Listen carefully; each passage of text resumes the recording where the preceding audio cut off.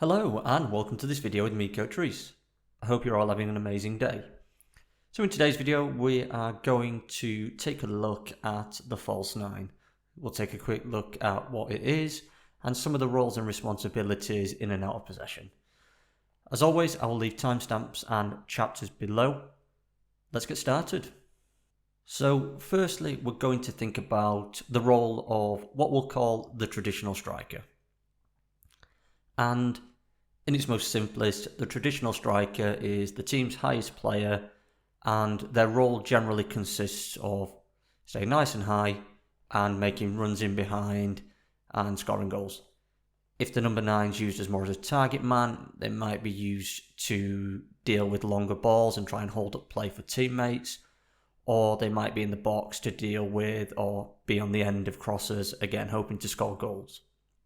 Now let's think about the false nine, and we'll think about how they differ from the role of the traditional striker.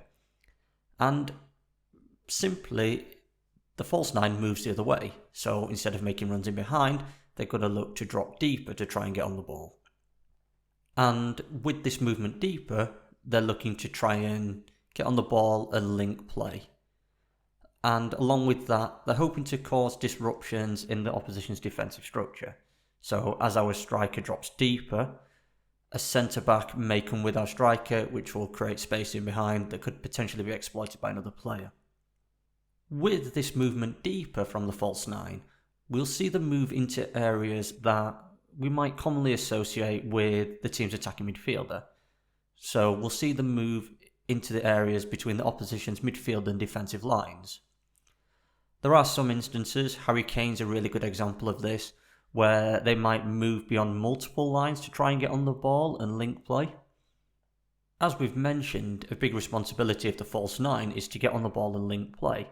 So once our false nine's moved into this area between the lines, hopefully we can get them in a position where they can receive the ball and potentially turn, and they might look to travel at that point. Or if a defending player's come with the false nine, they might be able to look to combine, and we can see an inside forward attack the space in behind the moving centre-back. Another really effective way to utilise a false nine is to use them as a third man. And thinking about what a third man is, I do have a video around the importance of the third man, and I will leave a link to that below. But the third man is the third player within a given sequence. And a really important thing when we're thinking about third man is we can get them facing goal.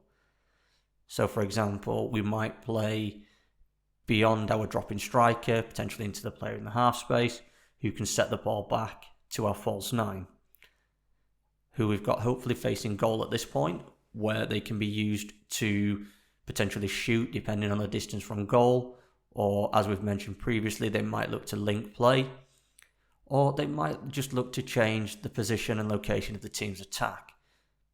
Because of the areas and the roles and responsibilities of the false nine, there is a large technical demand on this player.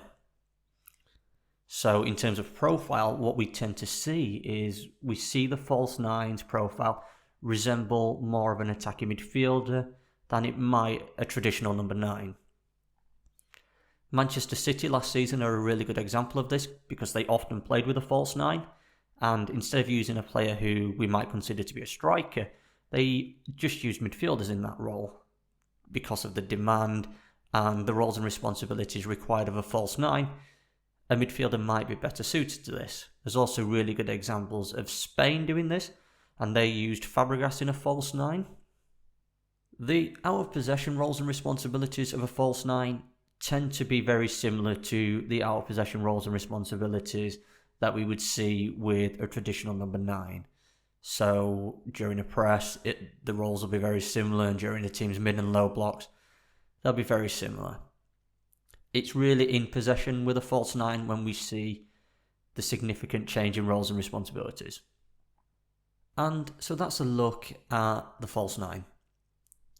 I do hope you found the video useful. If you have, I do have a Ko-fi page where you can support myself on the channel, along with a match analysis template that's now available on my Gumroad account. As always, don't forget to like, comment and subscribe. I've been Coach Reese. Have an amazing day.